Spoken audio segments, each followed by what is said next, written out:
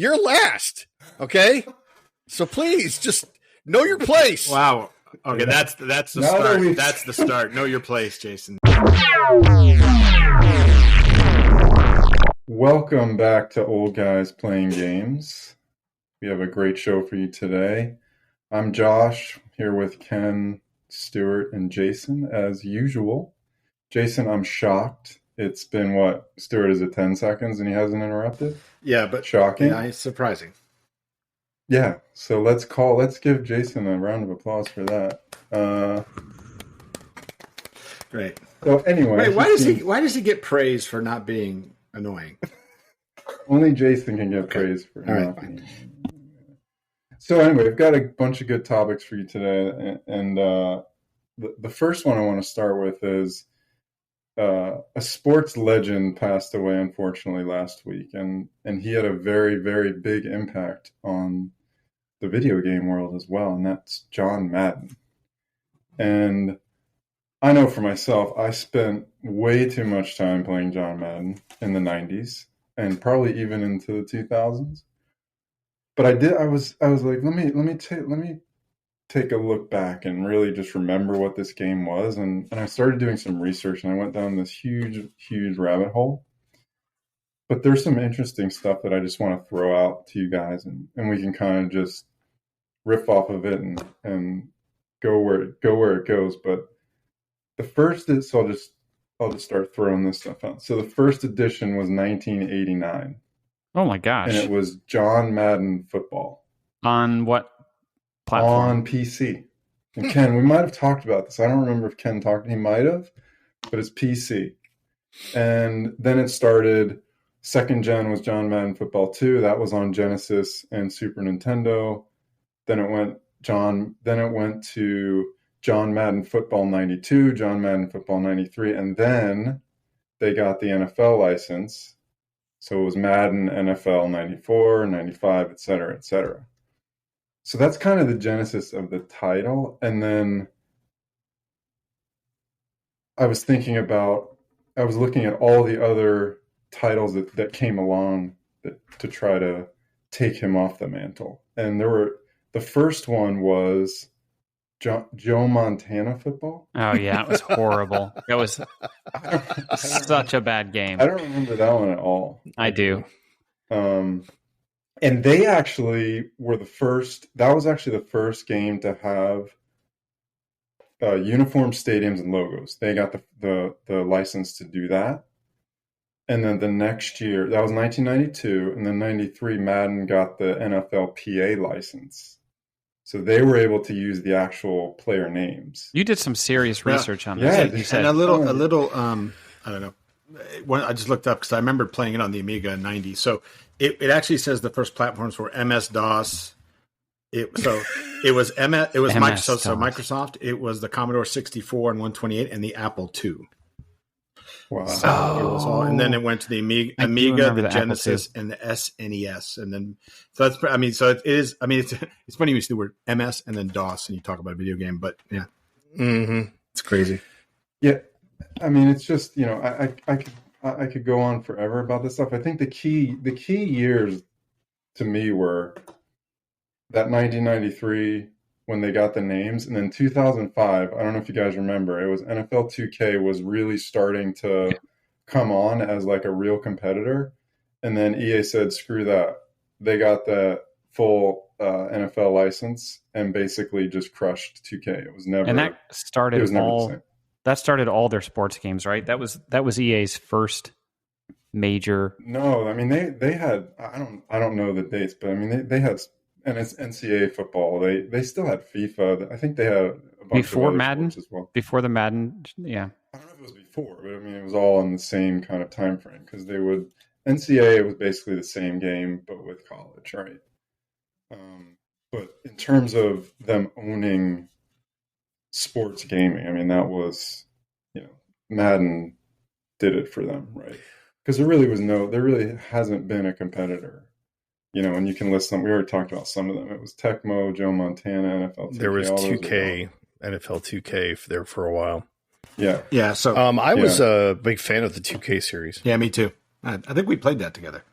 I think so. I tried 1 year to get it, and it just was not the same for me. And that was it. I was back to Madden. So it was so just for reference, so EA, their first franchise was John Madden Football in '88, and then they did NHL hockey, then they did FIFA, F1. Oh, sorry, in between that was PGA Golf, F1, and then UFC. So there you go.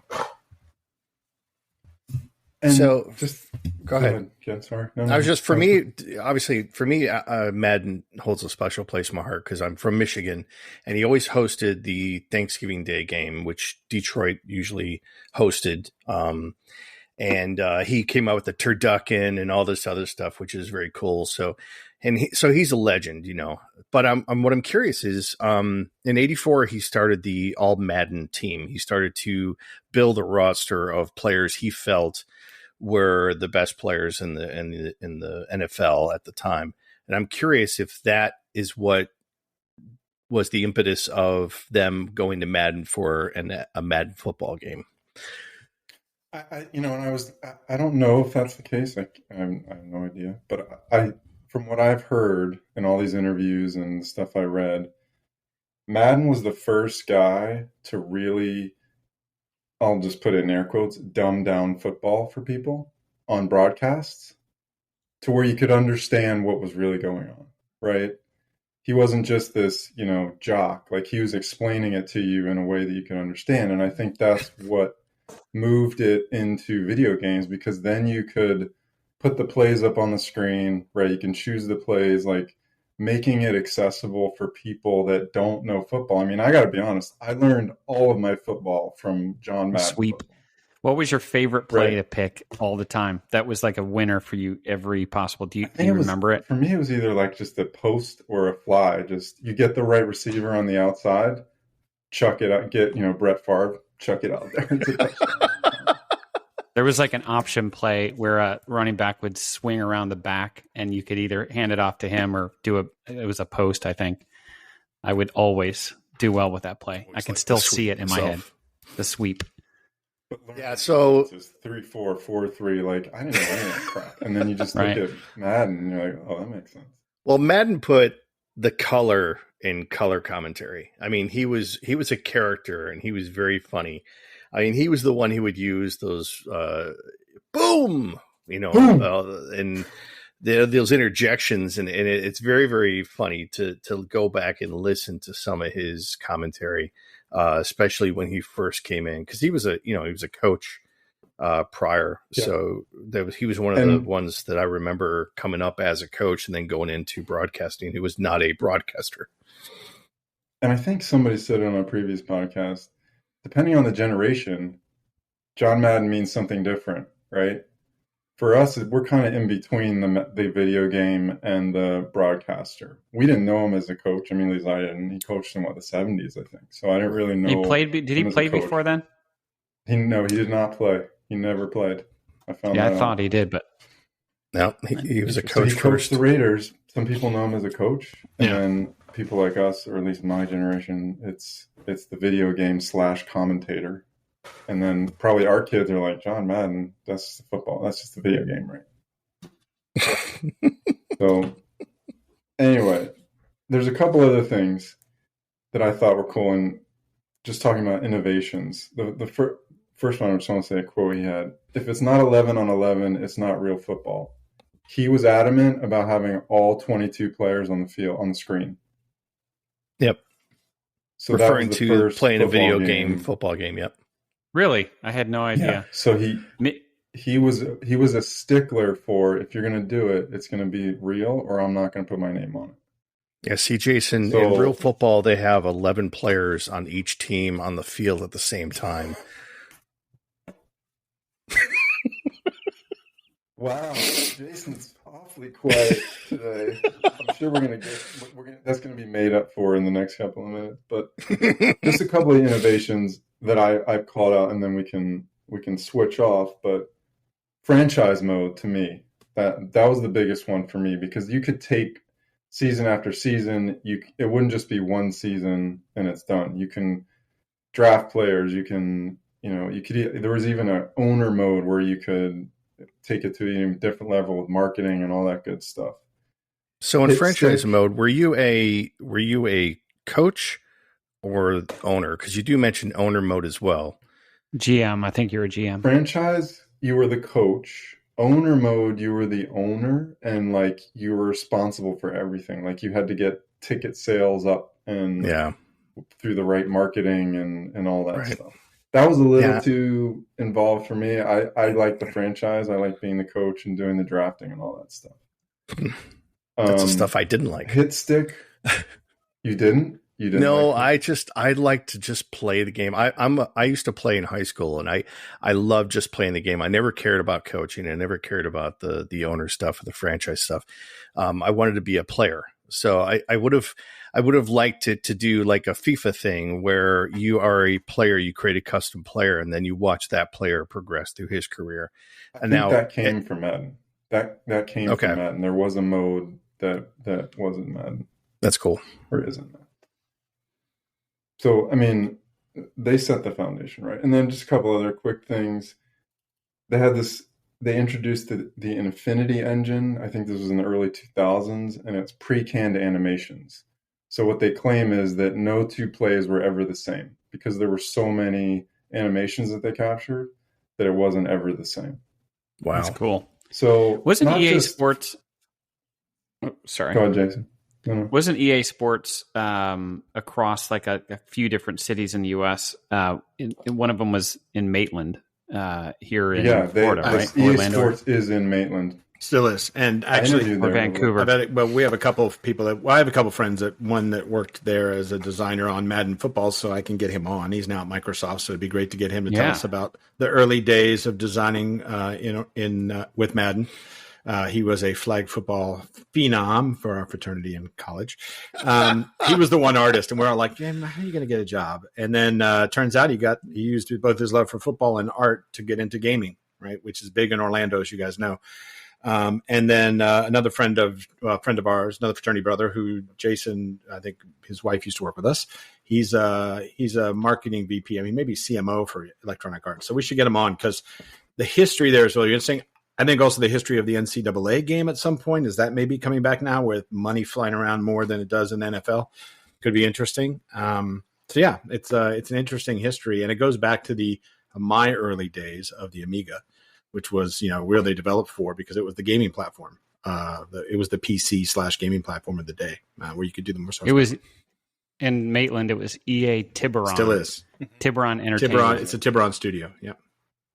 I think they also did. I think they also do PGA, Vancouver, right? And they do. They do. Battlefield. It's not just Madden. They do. I think that's all sports there. And they did Battlefield. I don't think they do FIFA. FIFA's in Canada somewhere, but I know they do NBA. Vancouver used to do their Montreal. NBA. They have one in Montreal too. I think. Yeah. Anyway, cool. Yeah, we should do it. I will say this, and I'll leave it at this. I'm one of those people that can't stand Tony Romo's commentary. Can't stand it. Like literally want to choke him out when he's doing his things. The thing about Madden is how wonderful Madden. If you go back and listen to Madden as a commentator, it's just perfection, right? It's just perfection. Mm-hmm. Yeah, I mean, all the interviews that you hear with the guys, Chris Collinsworth, they all shout out to Madden as their inspiration and mentor. So we'll pour one out to John. Yeah. So, I mean, its impact on video games and sports video games in general is pretty amazing. For sure. His name will live on in that game for sure. And I think that's all that really needs to be said for Madden. So rest in peace, John Madden. Okay, now to keep things rolling, Ken, you were talking about a Ghostbusters game, right? Yeah, the other day I read an article that that they are in talks to produce a new Ghostbusters video game. And the coolest thing about it is that it's going to bring back all of the original cast for likeness and voiceover work. Now, they've only done that one other time. There was a game in 2009 that I think was called Ghostbusters, the video game, which creative title. But and it was really well done. And it had to be because these guys they're not going to let the game be crap and put their voice and face on it. So it actually was a really good game. So knowing that they're doing it again and in the next gen technology, I'm really excited to see what they come out. So as we all know, the Ghostbusters holds a special place in my heart. So I'm really excited about it. Did you watch the movie last night? No. Yeah, I was just going to ask. Neither did I. I'm going to watch it tonight. Because I was going to say, are the creators of the movie involved in the game at all, or is it going to be two separate? Because if they are, man, that's going to be a good game. When you talk the creator, you talking about like the Harold Ramis's son? Yeah. That's a good question. I think, like I said, it's in early talks, but Ernie Hudson had gone on record, said, look, he got an email that said, are you interested? And he said yes. So they're definitely in the road to do that. I don't know. The story is too early to tell on story, but I know that Harold Ramis and Dan Aykroyd did some of the editing for the script on the 2009 game. So hopefully they will be, Dan will be involved with this one as well. So cool. Look for that. Sweet. Thanks, Ken, for that update. I will look forward to that because I love that movie. The new movie, I love the old movies. Anyway. All right, so let's switch really quickly because I know we talk a lot about Call of Duty, but I saw this today and yesterday, and I felt like it was worthy of us riffing on. Sledgehammer has now put out an update for Vanguard, and there are a couple things in there that I know that we've been complaining about, so I wanted to bring some of it up, and a lot of it is around fire. So apparently there were a lot of complaints specifically about the incendiary grenades and specifically on small maps like Shipment. People would just be chucking incendiaries as we've seen, and the map just becomes unplayable because the whole field is covered in fire. So it sounds like they're reducing the damage so you could run through it and you're going to be flaming, but you're not going to die, right? You're not going to die, which is good. And that, apparently there's 2 new ways to fight with Fortified and Dauntless, which I think are perks. So I'm not exactly sure what those are. I didn't have a chance to look those up. It's right there. Fortified will significantly reduce incoming fire damage, including the initial effects of getting hit with a Molotov. So it sounds like they spent a lot of time on the fire, which is good. They said, the quote is, the original goal of the incendiary grenade was to close off space, but unfortunately it wasn't properly balanced for small maps. So, well, it definitely does do that, though. I mean, you throw a thermite in a doorway, and no one's going through that door without dying. I mean, but I don't think it's the thermite, though. I don't think they don't mention thermite anywhere. It's only the incendiary grenade. Interesting. What about the Molotov? Nothing about the Molotov? Yeah, that's what they just said, that there's Fortified, which I think is a perk. Okay. It reduces incoming fire damage, including initial effects of getting hit with a Molotov. All right. So in Call of Duty, some of the weapons provide fire, like a Molotov cocktail, which is a bottle filled with a flammable liquid, and you throw it on somebody and they catch fire. There's also strafes with fire runs that blow fire on the field of play, and there's also some other fire effects. And what we've been complaining about really is that you can't escape the fire, and it just kills you too fast. Now, if we're trying to be realistic, if you're hit with a Molotov cocktail, you're going to die. Done. Okay, so because that's going to get all over you, and it should kill you. You can't get away from it. Now, if somebody throws it near you and it doesn't get on you, you should be able to run through that fire, jump over the fire with little damage. Damage, but not kill you. But what we've seen, as Josh has mentioned, is that it's overwhelming. You can't get away from the fire. You're constantly dying because of the fire.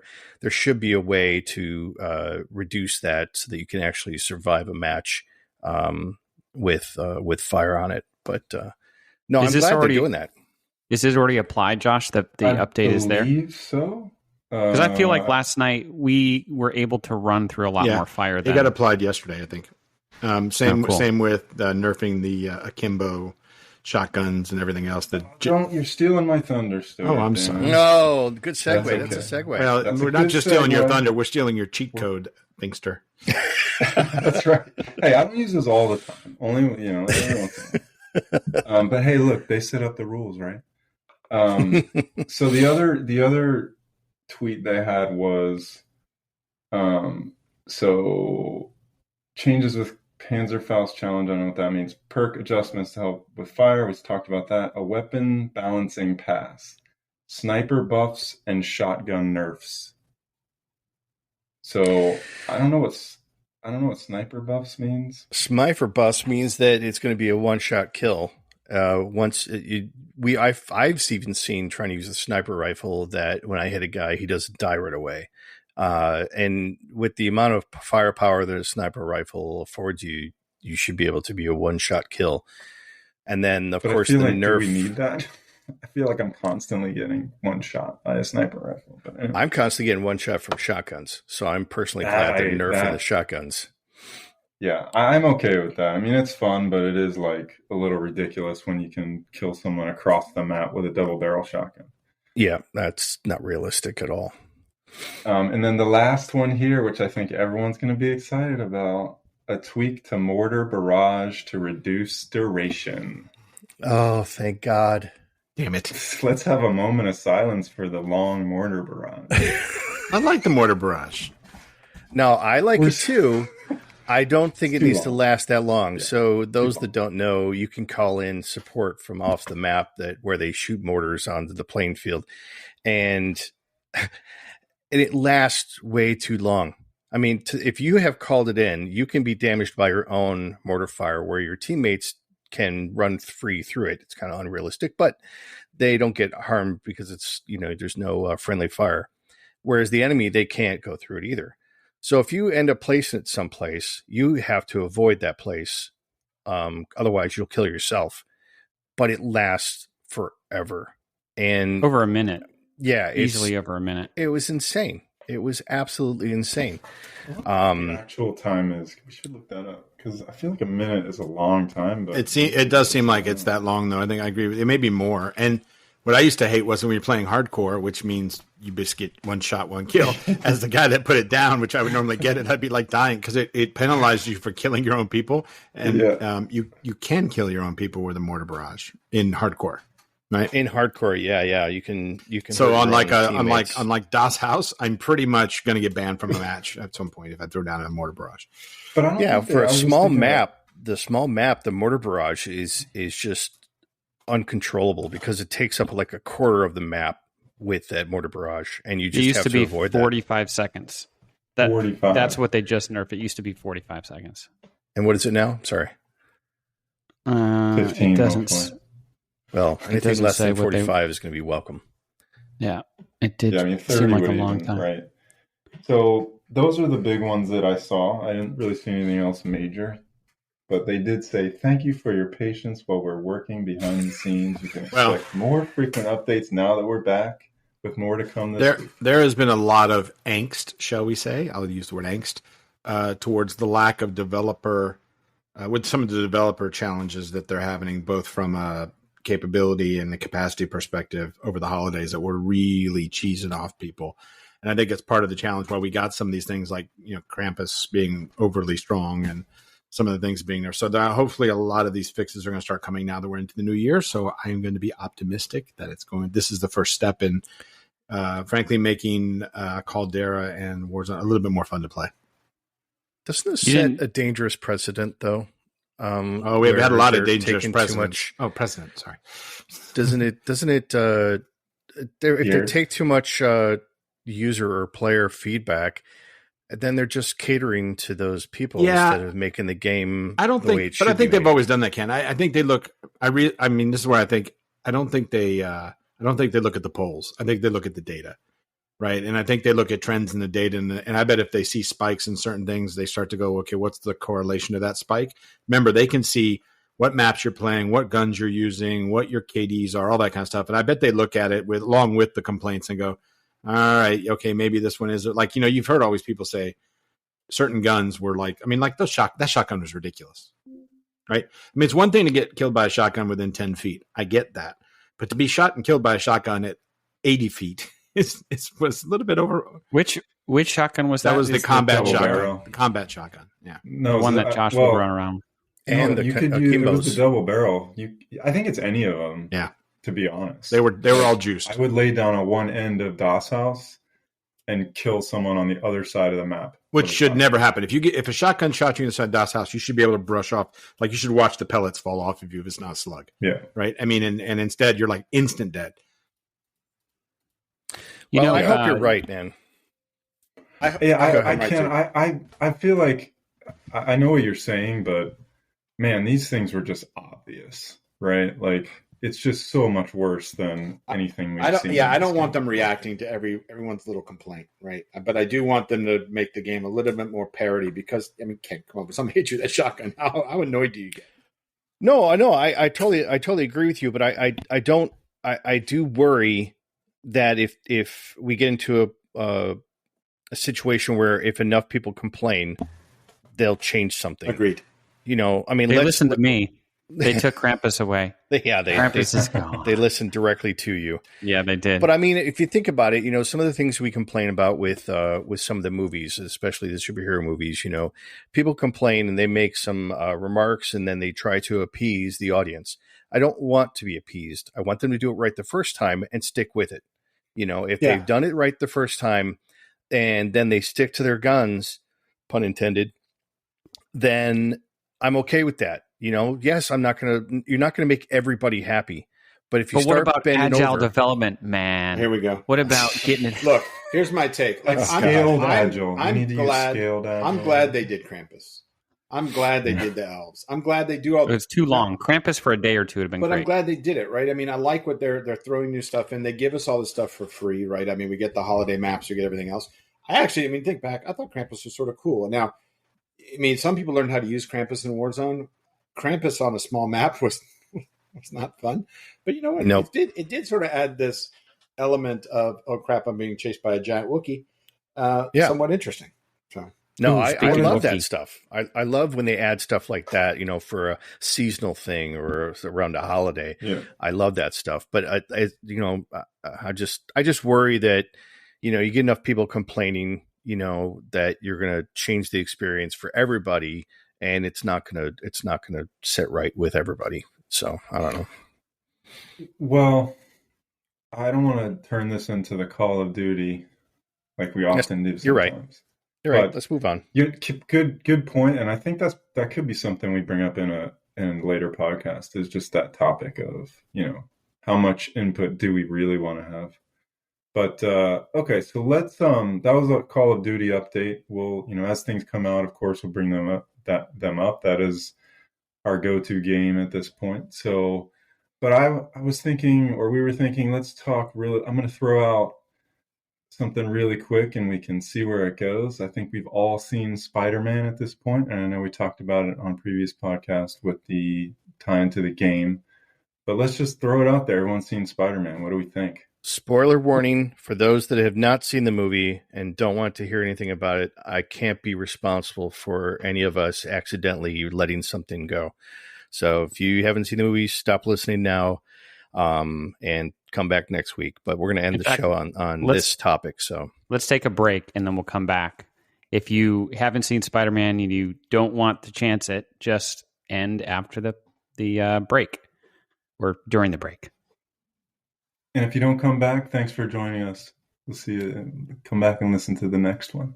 And we're back. Oh, sorry. Yeah, that's my bad. My bad. That's terrible. Sorry.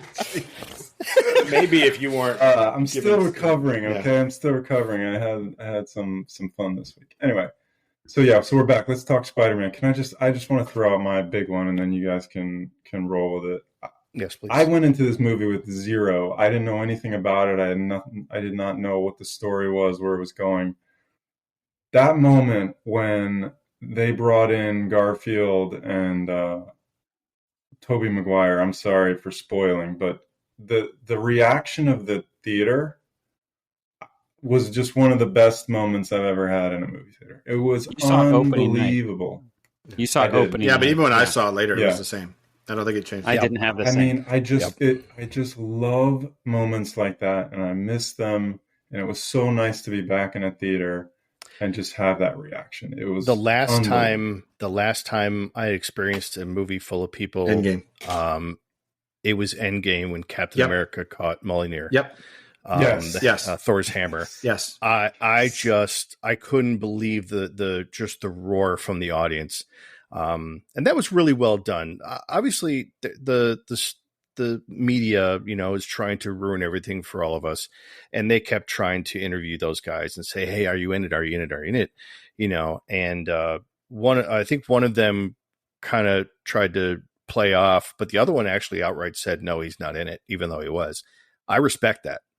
I respect him lying bold-faced to the media to keep that secret, because that would have ruined the experience in the theater for me. Yeah. It was the same with Charlie Cox and some others. I mean, I think, they were, I think we all knew they were in it. I don't think, well, most of us, maybe Josh didn't, but most of us did. I mean, it was pretty obvious, but in the world, they've been talking about them and talked about Daredevil and everything else being in it. But I think it is comic books are famous for crossovers, for characters showing up, for the random character I talked about this last time, some obscure character. These are not obscure characters, obviously, but it would make sense that Matt Murdock would be defending Peter Parker, right? That's the way it would happen in the comic books. So to have it happen in the movies. They're both in New York. They're both in different boroughs, but they're in New York. Well, which is why in the Netflix series, I can't remember her name, but the nurse that was treating them, right?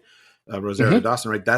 She treated the superheroes. So like these kind of things were, what I talked about last time, the one thing this movie does a great job of, and it is never going to be perfect to whatever, but the thing it's really great about is it does deep geek fan service. It does normie fan service, Josh, like you. You rolled in there cold and you enjoyed the movie for what it was, and you felt the passion of what the true dorks felt.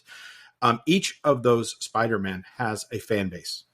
And it was interesting. I heard somebody talk about Tobey Maguire is sort of the true sort of traditional Spider-Man. If you really want to talk about the real Spider-Man, Tobey's sort of the Spider-Man. Garfield's sort of more of the adult teenage, the more of adulty Spider-Man going into which later came in the comics, but is more of a later one.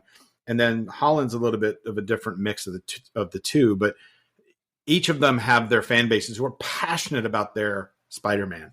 I think this movie did service to all of them, and did service to those that don't know the full story, but just enjoy the moment. So my daughter and we're both big Marvel fans, as you know, and she's a big story person, and she's been very frustrated lately. And we both agreed probably top 2 story Marvel's ever put out. I think it's probably number 2 to Winter Soldier, which is still just a brilliantly written movie.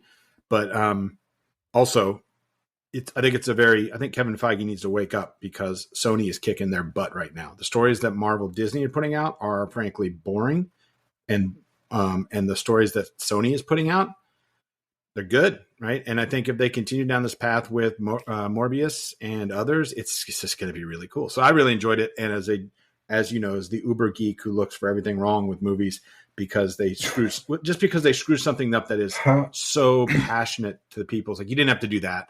This was a brilliant movie, and I loved it. Would you rate the story arc? Would you rate the story arc? It was a brilliant story arc. It was sorry, I know Jason wants to speak. It was a brilliant. I wanted to get that. It was a brilliant story arc, Josh. It was every. You know what I love about that is back to Ken's point about Endgame, right? And then Jason, I'll let you go. You look frustrated. Is that all the stories were running in parallel that were connected? Every story had an end. Every story had an interaction, and they weren't. It was so well orchestrated. I give kudos to the writers. They were brilliant. All right, Jason, go. No, I'm that guy that goes to a movie just to have a good time. I am not like these guys. And I think it's super cool that they know that much. I have to ask them questions all the time. Like, who is that guy? I have no idea who that character is. So from the perspective of the person that has no idea, like if Stu mentioned 10 movie names from Marvel and DC universe, I would literally not know what the storyline was, even if I'd seen that movie 4 times. I just love to go watch these because they're big, beautiful. The sound quality, the special effects. They're putting just the best stuff in these movies. And Spider-Man absolutely did not disappoint. It was a blast. So if you're one of those guys like me and not like these guys, go see the darn movie right now. Hopefully and literally, like, even if what the spoiler was, these two guys are in the movie, it wouldn't ruin it for guys like us because it's just fantastic. Well, but even though we knew they were, I mean, just back to the point, even though we knew they were in there, the way they brought them in was really well done, and they didn't screw up their gravitas, their story arcs from the previous movies. They actually enhanced them. That's not easy to do, but that takes good writing, and damn it, they did it. And it's when you just look at the writing credits and look at what they have written before, and then go look at some of the other series and look what they've written before, and you'll see why it actually. Malcolm Gladwell's 10,000 Hours. Go look at that Beatles documentary. You can't just wing it on your second one and nail it. Generally, you've got to know what you're doing. And writing continuity like this is not easy. I mean, Jason, imagine if you're one of the top writers in Hollywood and they ask you to go write Superman. You're like, oh, cool. I've always loved Superman. I'll go write it. But you don't know the arc around. You can't just, all of a sudden you do something that sort of pisses off 80% of the fan base, right? It's not easy, right? And I got to give them credit. I mean, they deserve every penny they got for this. The same thing happened with Endgame and Infinity War. Navigating that to the end to make a conclusion of all of those 21 movies prior, that's a daunting task for someone. So it was never going to be perfect. There's parts of that movie I don't like, but man, it's the they've set the bar. Yeah, they really have set the bar, and not just for comic book movies. I mean, I think for movies in general moving forward, they need to take notice of what has been done here and how this movie was for everybody, not just the fans of comic books, but it's so well done. And I do worry with Disney and Disney Plus, they're flooding the market with properties. Yeah. And I worry that they are going to ruin it by just pushing out another one without taking the time that it deserves. These characters are relatively small, Hawkeye and stuff like that, but they still they have a rich legacy, and they deserve to have their stories well written and told correctly. It's a great point. So. It's a great point. And there's quality and quantity. I'd agree. And I'm worried, I'll just tell you right now, because you're going to be annoyed when I say it, but I'm worried about if you look at the Lord of the Rings and what Peter Jackson did with Lord of the Rings, it was masterful because he was respectful to not just the material, but to the man that wrote it and why he wrote it and how he wrote it. Now, the new series that's coming for Amazon Prime looks right now like it's going to be horrible, right? That it's not going to be respectful. But I'm going to hold my judgment. I'm not a big Witcher fan. I actually enjoy the Witcher for what it is, but I know the Witcher folks aren't happy either, just because some of the characters, the way they were treated. So it is one of those things the question is, do you have to do some of this stuff or do you not? And I get worried about quantity. I think quantity gets dangerous sometimes. And even though I love it, I can't imagine if you went back to tell high school Stewie that you were going to have all of these Marvel movies that weren't going to suck like they were when we were kids, I'd have been like, give it to me. I don't care. But Disney's got the money to do it right. So please, Disney, do it right. I think there's it's a little bit detrimental to the experience.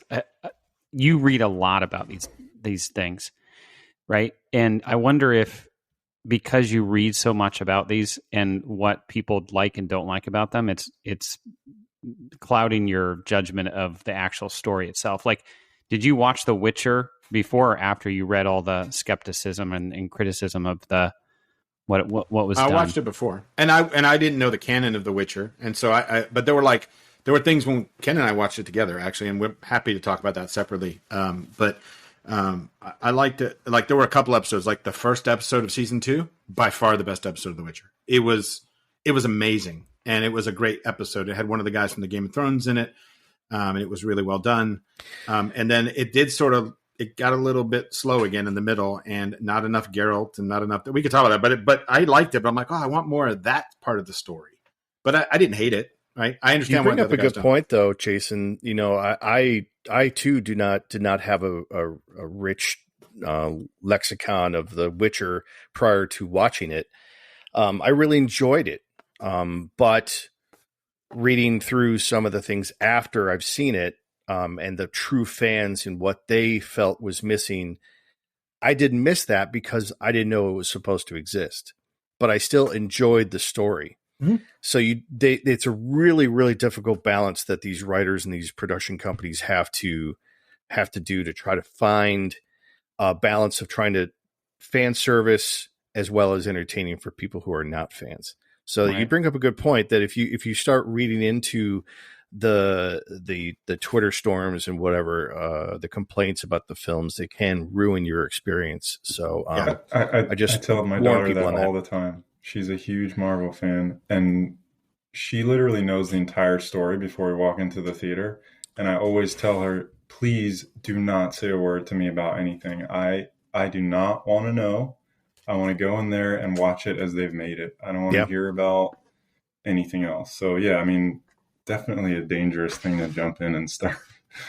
Yeah. And the kids these days, they start to do that, though. My son does that, too. He'll watch stuff on YouTube and before we ever get to see the movie. And sometimes he says, I don't want to see it. I've already seen enough on YouTube. I'm like, are you killing? You're killing me, man. This is my passion, going to films and watching films together as a family and introducing certain things to my son. And he ruins it by going to YouTube and watching stuff and says, I don't want to see it, you know? Yeah. So I think we're falling apart here a little bit in the behind the scenes. So this is all great conversation. And I feel like it's stuff that we should devote more time to in a more concentrated fashion, if you will. So, but I think this is a good place to stop this episode of Old Guys Playing Games, unless you guys have anything else. Time? Yeah, so that's true. I think we're going to try to finish that last co-op mission. He has to get under the car. Looks like he's got to get back under the car. No. We can play. I got some time. I've got the car on jacks. Okay. So we're going to head out and head back to playing some games. But for Old Guys Playing Games, this is Josh. I'm Josh. Sorry. Oh, no. Here we go Start again. Over. So it's alphabetical. Jason, you're not next. If it's alphabetical, you're not next. Josh, and then it goes to Ken. So you're last in this. When Josh starts, when he hosts and he starts this, you're last. Okay? So please, just know your place. Wow. Okay, that's the start. That's the start. Know your place, Jason. Know your place. Now that we've set the order for Old Guys Playing Games, I'm Josh. I'm Ken. I'm Stu. And I'm Grumpy. Oh, Jason. All right. Until next time. Thanks. Bye, guys.